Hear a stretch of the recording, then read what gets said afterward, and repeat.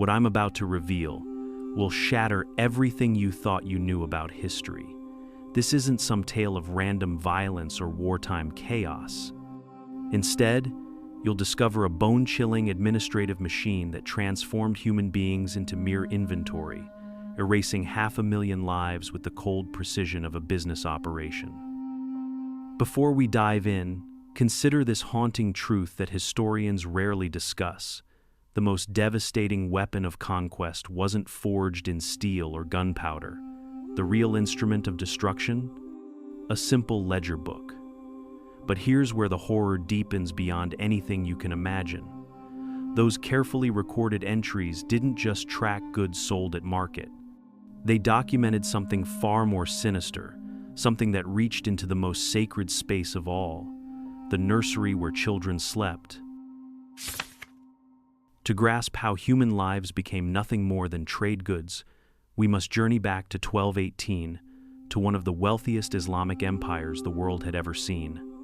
Picture a realm spanning modern-day Turkmenistan, Uzbekistan, Iran, and Afghanistan, where magnificent cities rose like jewels along the legendary Silk Road. Caravans heavy with silk, spices, and precious metals flowed through bustling marketplaces beneath towering minarets and gilded domes. Yet beneath this glittering facade ruled Shah Ala al-Din Muhammad II, a man whose appetite for luxury far exceeded his talent for leadership.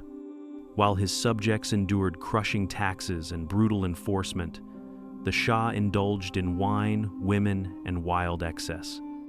His military forces reflected his own weakness, poorly trained soldiers who scattered at the first sign of real conflict. When whispers of a Mongol threat reached his court, this crumbling empire of oppressed people and unreliable defenders stood no chance against the storm approaching from the east. Genghis Khan had just united the Mongol tribes and wanted peaceful trade with Khwarazm. In 1218, he sent a caravan of 450 merchants bearing gifts. But the governor of Otrar suspected them as spies, seized their goods, and executed every last merchant.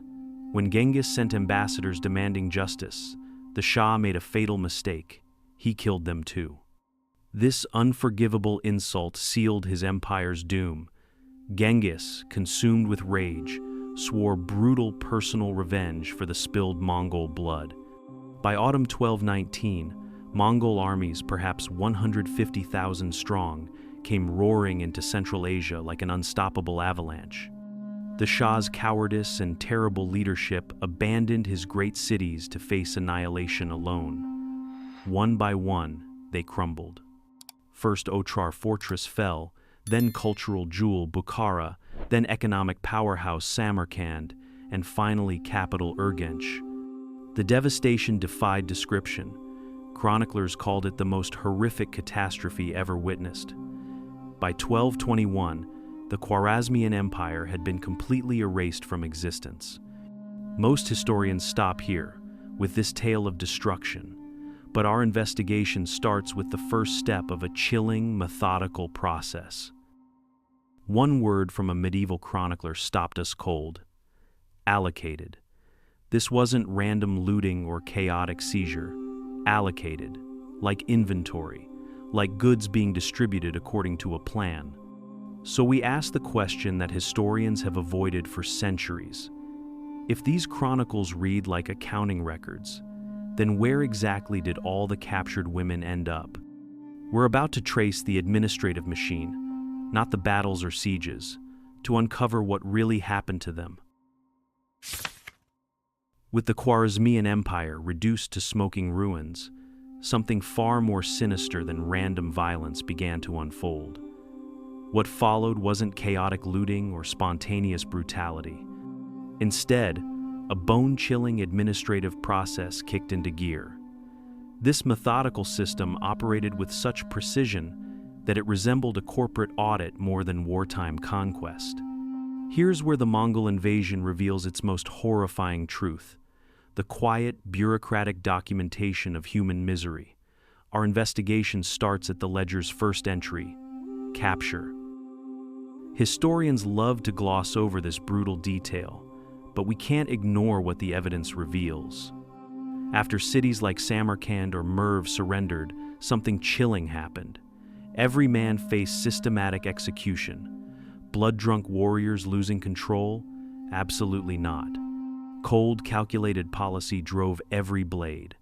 Chroniclers recorded that Mongol soldiers received explicit orders to kill every male they encountered. Why such methodical slaughter? One source gives us the horrifying answer. So the women would be available to reward the troops. The massacre served a specific administrative purpose: creating a captive workforce, building a massive human prize pool for the conquering army, collateral damage from warfare, number strategic planning with human lives as the raw material. The scale makes your blood run cold. Merv's population reached an estimated 500,000 before its fall. The Mongols slaughtered nearly every man in the city. And those surviving women? The chronicles tell us they were allocated. That word belongs on a corporate balance sheet, not in accounts of human tragedy. Yet there it sits, proof that a systematic machine was grinding through human lives.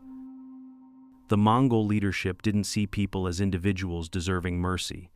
They saw inventory to be managed, resources to be distributed efficiently among troops who'd campaigned for years and expected compensation. Killing the men solved a logistical problem while securing the spoils. Brutal efficiency disguised as military strategy. This brings us to the next chilling step in the pipeline: sorting. After the slaughter ended, surviving captives found themselves herded into temporary holding areas. Picture a massive refugee camp, but instead of relief workers, brutal overseers conducted human triage. Welcome to the sorting yard.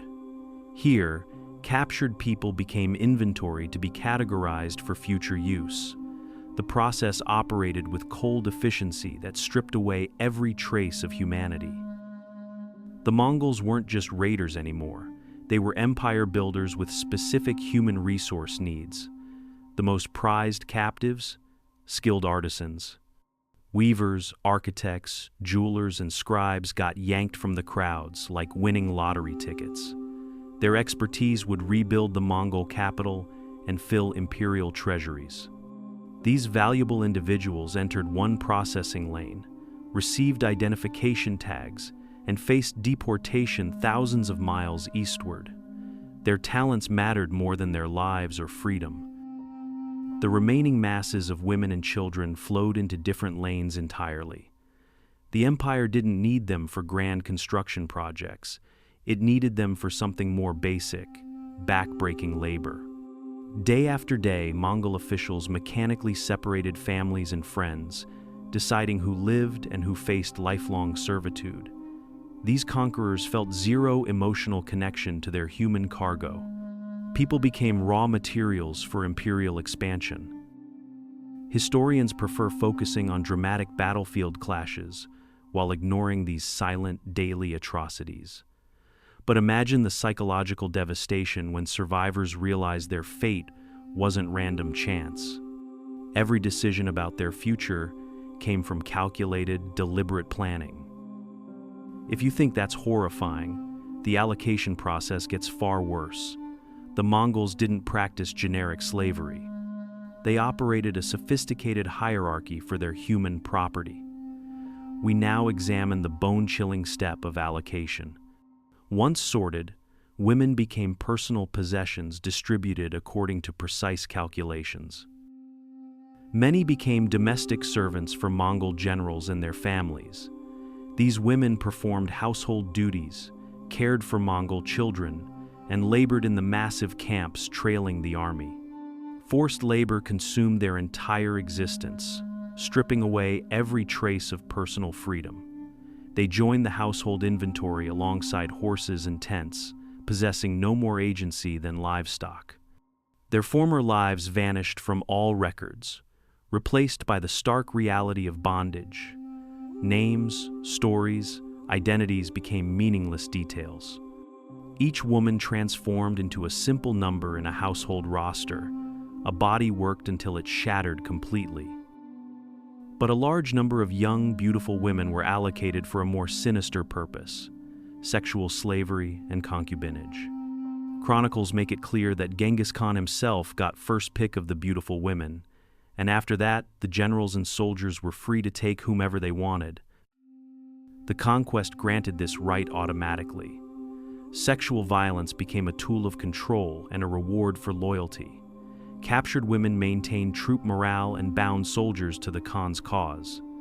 The chronicles reveal that sexual violence wasn't merely a war byproduct, but an institutionalized conquest component. Deliberate, calculated acts designed to humiliate the conquered while rewarding the conquerors. The dehumanization was absolute. Women became objects for use and disposal. Their bodies represented the final prize, possessions to be owned and exploited. The most valuable captives were the elite's royal court women and families of prominent citizens. They received different treatment, not common labor, but trophies. Often kept under house arrest, meant to be paraded or used as political pawns. We'll explore a specific example shortly. But for all of them, the end result remained identical. They were no longer people. They were property. The most disturbing aspect: the system created an economy of dehumanization. Women were traded like goods with clear market values. This leads us to the fourth point on our ledger: transport. The Mongol conquest didn't just create captives, it fed a massive, trans-Eurasian slave trade network. The Mongols scattered their human cargo strategically, breaking up communities to prevent rebellions. Muslim captives were sold in Christian markets for better prices, and vice versa. Pure logistics. Caravan masters and traders moved these women and children thousands of miles along routes stretching from Central Asia to Persia, the Middle East, and even Europe. Picture the immense scale, the paperwork, the organization, the constant transport of human beings. Military campaign, number business. A human trafficking operation on an almost incomprehensible scale. The entire Asian continent became their marketplace for conquered lives. The most shocking aspect isn't what they did to these women, but how they justified it. The Mongol mindset saw people as resources, spoils of war to be allocated and transported like any commodity. This bureaucratic detachment made the atrocities so total and chilling. It allowed monstrous acts without moral burden because they were simply filling out ledgers. The people of Khwarazm weren't human beings, but line items on a vast conquest balance sheet. The conquerors saw themselves as efficient asset managers, using every captured soul to fuel their expanding empire. That balance sheet leads us to the final, most terrifying part of our investigation. The ledger doesn't end at the market, it ends at the cradle. In the final stage of assimilation, the real disappearance took place. The ultimate goal wasn't just exploiting captives, but erasing their very identity, making them Mongol, making them vanish not just physically, but culturally and historically. Cold, efficient, permanent erasure, ensuring the conquered would never rise again. This investigation has traced the brutal administrative machinery behind Mongol conquest. Mass slaughter gave way to calculated distribution of women and children. Entire populations transformed into balance sheet entries, their humanity reduced to numbers on parchment. But ledgers failed to capture what survival actually felt like. No statistic can reveal the moral anguish or soul-crushing weight of impossible choices that defined every waking moment. The time has come to step away from bureaucratic records and confront the real faces hidden behind all that paperwork. The question that haunts history demands an answer. What would you have done? Consider first an elite captive, a woman who once commanded tremendous power across the known world. Her name was Turkin Khatun. Turkin Khatun was the mother of Shah Ala al-Din Muhammad and the de facto ruler of the Khwarazmian court. She was feared and respected, a political force who once held more power than her own son. When the Mongols took her capital, she was captured alive, not as a concubine but as a political prize. Genghis Khan ordered that she be put on public display in a humiliating parade as his army moved through Central Asia. This wasn't about labor or lust, but public theater, breaking the spirit of conquered peoples by parading their most powerful leaders. Power stripped away, forced to witness her empire's destruction, then marched through streets her family had ruled for generations. She became a living trophy for an alien conqueror. Her story concludes tragically, far from home, in obscurity and disgrace. This final humiliation represented the Mongol strategy at its most calculated. She embodied a moral crisis in human form, the symbol of a fallen dynasty, a captive forced to reconcile memories of immense power with crushing, powerless indignity. Her life, once magnificent, became reduced to public spectacle, a cautionary tale written in flesh and bone. But what about the countless others? The women who weren't queens, who weren't high-ranking officials, the ones who were simply line items on the ledger? To understand their reality, there's a need to create a composite character, a woman who embodies the journey of so many who vanished. Meet Fatima of Merv. Fatima, a young woman living in the great city of Merv, a place of learning and beauty. Her days flow in the quiet rhythm of city life. Then the Mongols arrive. The men are slaughtered, brothers, husband, father, gone in a single terrifying day. She and the other women are herded into a field and sorted like livestock. An officer with cold eyes looks at her, judges her value, and marks her with a number. She is no longer Fatima of Merv, but just another captive among hundreds of thousands. Then comes the endless journey. A Mongol soldier claims her as his personal property, a prize for his loyalty to the Khan. For weeks, maybe months, she marches across vast, unforgiving landscapes. Women around her are traded like goods at market. She witnesses unspeakable acts of violence and cruelty while being forced to perform labor, to serve her captor, to be used in every conceivable way. Her identity is slowly, systematically erased. Traditions are forbidden. Her native language is gradually beaten from her tongue, and the person she once was dissolves under the relentless weight of captivity. This is the most terrifying step of the pipeline: assimilation. Consider a woman like Fatima, enduring years of servitude. She is forced to marry her captor or becomes a concubine, and she bears a child.